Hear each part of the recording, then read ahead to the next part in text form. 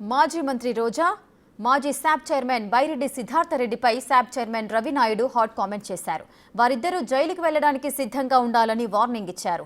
ఆడుదాం ఆంధ్రలో జరిగిన అక్రమాలపై విచారణకు ఆదేశించామని, 45 రోజుల్లో నివేదిక వస్తుందని హెచ్చరించారు.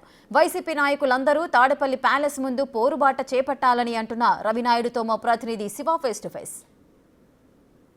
గత ప్రభుత్వం ఒకటి కాదు రెండు కాదు అనేక అక్రమాలకు అవినీతికి పాల్పడింది. దాంట్లో భాగంగానే ఆడుదాం ఆంధ్ర పేరుతో కూడా దాదాపుగా 120 కోట్ల రూపాయల అక్రమాలు జరిగాయని చెప్పి కూడా కూటమి ప్రభుత్వం నిగ్గు తేల్చింది. ప్రస్తుతం శాప్ చైర్మన్ రవినాయుడు మనతో ఉన్నారు.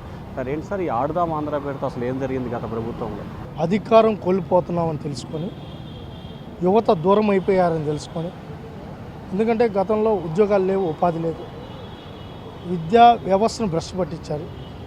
ఇవన్నీ గ్రహించిన జగన్మోహన్ రెడ్డి అండ్ ఆయనకి సలహాదారులుగా ఉన్న ఐప్యాక్ ఏదో ఒక యాక్టివిటీ తీసుకోవాలన్నప్పుడు ఐప్యాక్ వాళ్ళు ఇచ్చిన సలహా ఏంటంటే, క్రీడల్లో అయితే యువతంతా క్రీడా రాణిస్తారు, పల్లెల్లో కూడా క్రికెట్టు, వాలీబాలు ఇవన్నీ ఆడే పరిస్థితి ఉంది కాబట్టి కబడ్డీ, ఖోఖో యువతను మళ్ళీ వాళ్ళ వెనకాల తిప్పుకోవాలన్నా, వాళ్ళ వైపు రావాలన్నా ఏదో ఒక యాక్టివిటీ చేయాలని ఆడుదాం ఆంధ్ర కార్యక్రమం తీసుకున్నాం.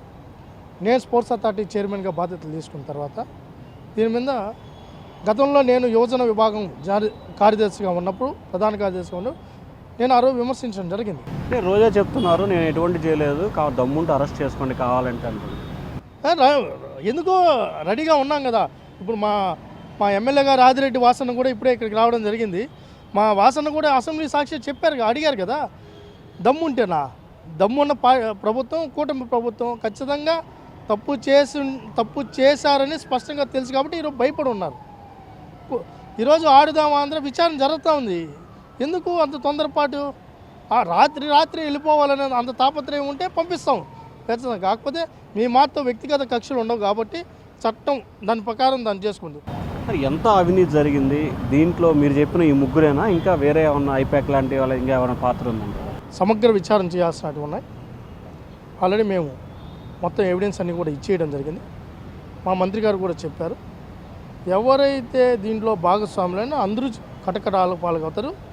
శ్రీకృష్ణ జన్మస్థానానికి రెడీ అవ్వడానికి మీరు సిద్ధంగా ఉండండి. ఒకటి. రెండోది, కీలక పాత్ర పోషించిన ఎవరైతే ఉన్నారో తాడేపల్లి ప్యాలెస్లో ఉన్న వ్యక్తులు ఎవరైతే ఉన్నారో వాళ్ళందరూ కూడా, ఎందుకంటే 2 రకాలుగా ఉంటుంది. ఆదేశాలు జారీ చేసిన వాళ్ళు, ఆచరించిన వాళ్ళు. ఆదేశాలు అక్కడి నుంచి వచ్చాయి, ఆచరించిన వాళ్ళు మంత్రి, చైర్మన్ కాబట్టి దాని ప్రకారం దాని జరుగుతుంది. సార్, నిన్న నర్సరావుపేటలో ఒక అంశం వెలుగులోకి వచ్చింది. మాజీ రంజీ క్రికెట్ నాగరాజు ఆ రోజు నన్ను ఆడుకోవడానికి అవకాశం లేదు, అందుకే నేను కోడేలా ఆయన కొడుకుపై కేసు పెట్టాను అంటారు. ఏం సార్, దీన్ని ఎట్లా తీసుకోవాలి? సార్ అదే చెప్తున్నాను సార్, బాధేస్తుంది సార్. మీరు మొదటనే చెప్పారు, అన్ని వ్యవస్థలను భ్రష్టు పట్టించారు.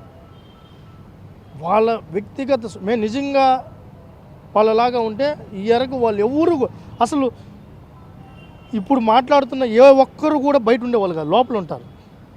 ఈరోజు చంద్రబాబు నాయుడు గారికి అరెస్ట్ అలాంటిదే, కోడెల గారి మీద పెట్టిన కేసు అలాంటిదే.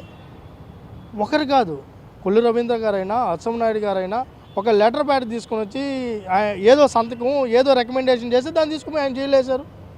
కొల్లు రవీంద్ర గారు, పేతాల సుజాత గారు, ఒకరు కాదు, ఇద్దరు కాదు, అందరినీ పరిస్థితే. సార్, 12వ తేదీ ఫీజు రింబర్స్మెంట్తో వైసీపీ యువతను ఆందోళన చేస్తున్నారు. దీన్ని ఎట్లా తీసుకుంటారు final? YCP and co batch వాళ్ళకి చెప్తాం, మీకు నిజంగా యువత మీద, విద్యార్థుల మీద ప్రేమే ఉంటే తాడేపల్లి కొంప మీద పోరుబాట చేయండి. ఎందుకంటే 4 బకాయిలు పెట్టింది జగన్మోహన్ రెడ్డి. 2800 కోట్ల ఫీజు రీఎంబర్స్మెంట్ను ఆపేసింది జగన్మోహన్ రెడ్డి. ఈకుండా ముఖ్యమంత్రి స్థానం నుంచి దిగిపోయింది జగన్మోహన్ రెడ్డి.